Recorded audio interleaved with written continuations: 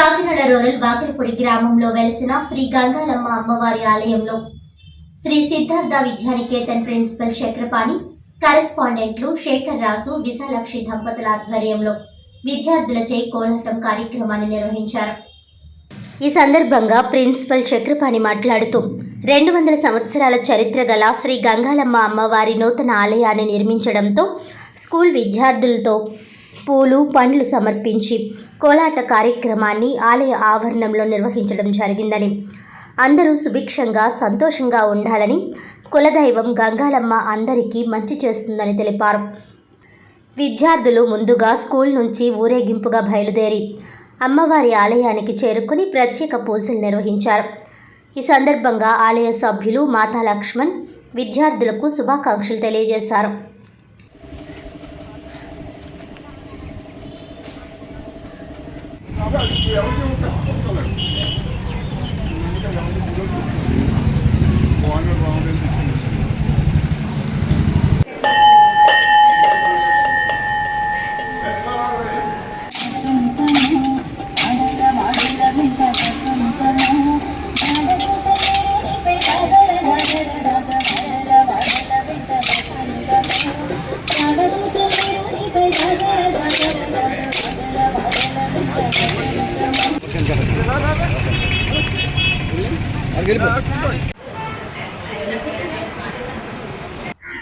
మరి వాకలపూడిలో కొత్తగా నిర్మించినటువంటి శ్రీ శ్రీ గంగాలమ్మ అమ్మవారి గుడికి ఇవాళ శ్రీ సిద్ధార్థ విద్యానికేతన్ కరస్పాండెంట్ మరియు పిల్లలందరూ కూడా ఇవాళ వెళ్ళి దర్శించుకోవడం జరుగుతుంది.